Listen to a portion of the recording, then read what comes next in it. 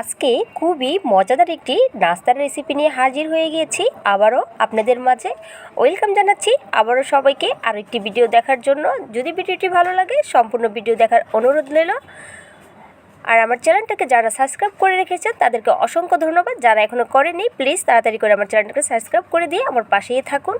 এর জন্য এখানে আমি কি করতেছি সেটাই শেয়ার করব আপনাদের সাথে। সর্বপ্রথমে একটি প্যানে আমি দিয়ে দিয়েছি 1 কাপের মতো পানি আর দিয়েছি স্বাদ মতো লবণ। এখন পানির সাথে লবণটাকে এভাবে একটু মিক্স করে নিচ্ছি। তারপরে এখানে আমি 1 টেবিল চামচের মতো চিনি ফ্লেক্স ব্যবহার করছি আর দিয়েছি সামান্য একটু ধনেপাতা কুচি। এখন অপেক্ষা করব যতক্ষণ না আমার পানিটা বয়েল হয়ে যাচ্ছে। তো পানিটা আমার বয়েল হয়ে গিয়েছে। পানির পরিমাণটা কিছুটা বাড়িয়ে দেবেন। যখনই পানিটা গরম হয়ে বয়েল হয়ে যাবে তখন কিন্তু পানির পরিমাণটা কিছুটা কমে যায়। আর এখানে আমি 1 বাটির মতো সুজি ব্যবহার করছি, তো সুজিটাও দিয়ে দিয়েছি। তারপরে এখানে আমি মেজারমেন্ট কাপের 1 কাপ নিয়েছি আটা। আপনারা চাইলে ময়দা দিয়েও এই নাস্তাটি তৈরি করতে পারেন। এখন সুজি আর আটাটা দেওয়া হয়ে গেলে এইভাবে একটি প্যাচালার দিয়ে খুব ভালো করে আমি এটা মিক্স করে একটি ডোয়ে পরিণত করে নিচ্ছি।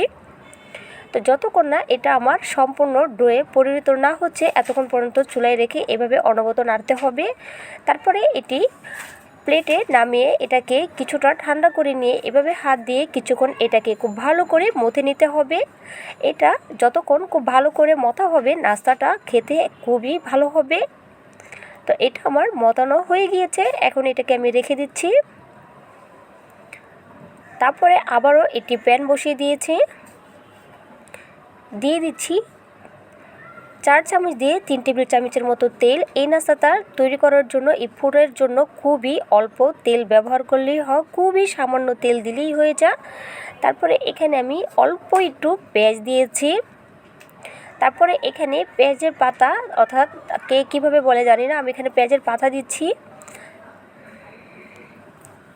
তো এইভাবে আমি ছোটো ছোটো করে কেটে নিয়েছি। এখন পেঁয়াজের পাতাটাকে 2-3 মিনিটের মতো এইভাবে পেঁয়াজের সাথে খুব ভালো করে মিক্স করে নিচ্ছি। এখানে পেঁয়াজের পরিমাণটা কম দেওয়ার কারণ হচ্ছে পেঁয়াজের পাতা যেহেতু দিচ্ছি এর জন্য পেঁয়াজ আমি এখানে খুবই কম ব্যবহার করেছি।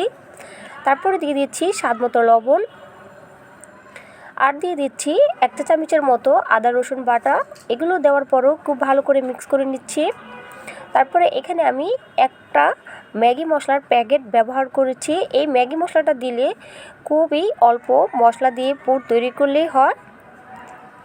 তারপরে এখানে সামান্য একটু হলুদ আর দিয়ে দিচ্ছি লাল মরিচের গুঁড়ো 1.5 টেবিল চামচের মতো। তারপরে আবারও খুব ভালো করে এগুলোকে আমি মিক্স করে নিচ্ছি। তারপরে আগে থেকেই 2টি আলু সিদ্ধ করে আমি এভাবে হাত দিয়ে চটকে রেখেছিলাম। এখন সেই আলুগুলো দিয়ে দিচ্ছি, দিয়ে খুব ভালো করে এগুলোকে মিক্স করে নিতে হবে। আমি এটাকে আরও 2 মিনিটের মতো এভাবে রান্না করে নিয়েছি। এই তো আমার পুরটা হয়ে গিয়েছে। এখন আমি এটি বাটিতে ঢেলে নিচ্ছি। তারপরে এই পুরে আমি দিয়ে দিব 2 টেবিল চামচের মতো কর্নফ্লাওয়ার। কর্নফ্লাওয়ারটা দেওয়ার কারণে কি বলে দিচ্ছি, এটা দিলে ভিতরের পুরটা অনেক বেশি ক্রিস্পি হবে আর খেতে দুর্দান্ত মজা হবে। এর জন্য হচ্ছে কর্নফ্লাওয়ার দেওয়ার কারণ।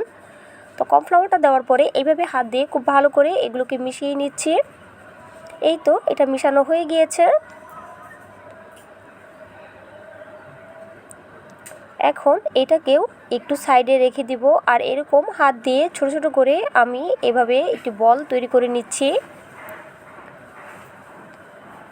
এখন পুরটাকে সাইডে রেখে হাতটাকে ক্লিন করে চলে এসেছি সেই ডোয়ে।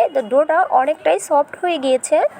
তো এভাবেই ছোট ছোট করে আমি এগুলো থেকে রেচি কেটে নিচ্ছি। রেচিগুলো যেন অবশ্যই খুব ছোট হয়।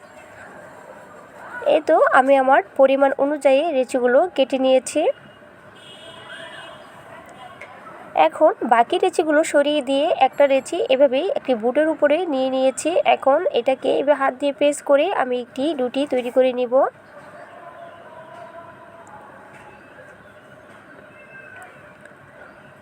তো কিছুটা কর্নফ্লাওয়ার উপর থেকে এভাবে ছড়িয়ে দিয়েছি। তারপরে এই রুটিগুলোকে আমি বেলে নিব। আপনারা চাইলে কর্নফ্লাওয়ার পরিবর্তনে এটার উপরে এভাবে আটা দিতে পারেন, কোনো সমস্যা নেই।